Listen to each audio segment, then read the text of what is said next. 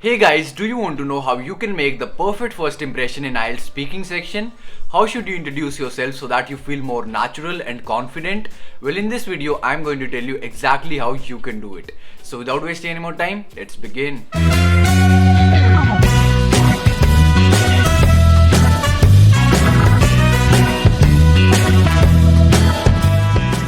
So guys, a lot of you might know that the IELTS speaking examiners assess your answers on 4 different criterias, and you can find all of these 4 criterias in the IELTS band descriptors on the internet.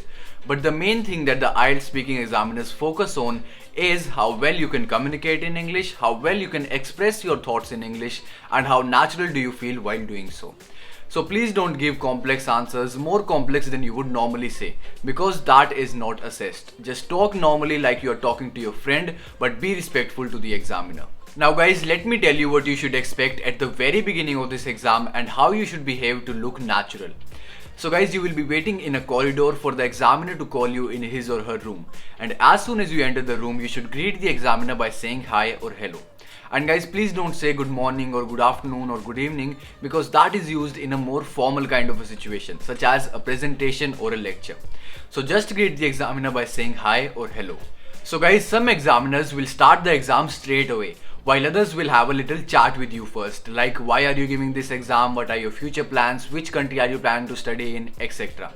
And guys, your IELTS speaking section is going to be recorded. So the examiner is going to have a little recorder in his or her hands, and as soon as he or she says this exam is going to be recorded and presses the button on the recorder, that is the time when your exam is going to officially start. So guys, at the very beginning of this exam, the examiner is going to ask you several questions, and the first question is going to be what is your name.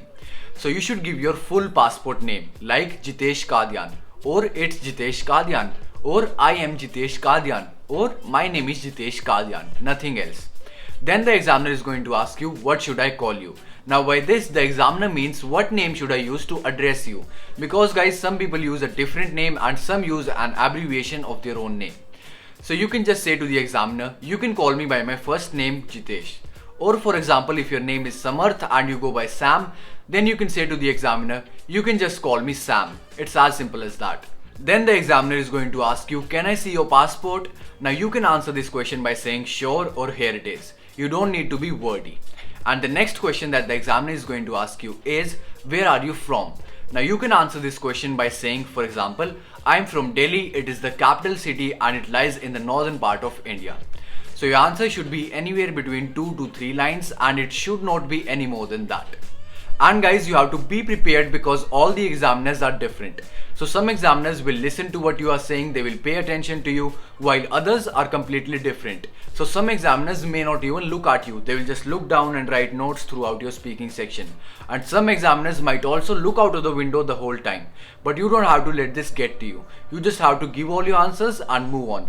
Because guys, the examiners can easily assess you just by listening to your voice. So even if the examiner is looking out of the window, they are still assessing you. So you just have to give all your answers and move on. And guys, you also have to be prepared because the examiners may even interrupt you. So for example, if you are speaking for a long time, then the examiner will interrupt you in between your sentence and stop you.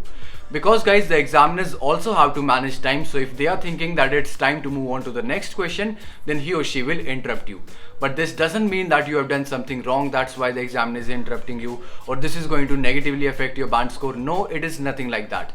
They only do it because they also have to manage time. And guys, after the examiner has collected all the information from you, then he or she will say, now I would like to ask you about, or now I'm going to ask you several questions about, and then your topic.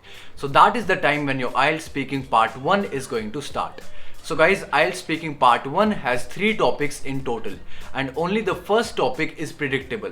So your first topic is either going to be about your hometown or your home or your family or your work or studies. And guys, you have to remember that you don't have to give complex answers to all these questions. You just have to give your answer in 2 or maximum 3 lines, and they don't need to be complex at all. So guys, let's say that the examiner asks you, what is your hometown? So guys, hometown is basically the place where you were born or where you spent your childhood. So in my case, I can say my hometown is Delhi. It is the capital of India and that's where I was born. So you see, your answers should be as simple as possible. They don't need to be complex at all. You just need to give your answers in 2 or maximum 3 lines. So now guys, let's take a look at another answer to this same question and try to guess what is wrong with it. So our question is still the same, what is your hometown? And the answer is, my hometown is Delhi. It is a magnificent city. It lies in the northern hemisphere of India. It has a total population of over 32 million inhabitants. Now do you see the problem here? The problem here is that this doesn't sound natural. It sounds like it could be written somewhere in a book or in a blog or in a magazine or something like that.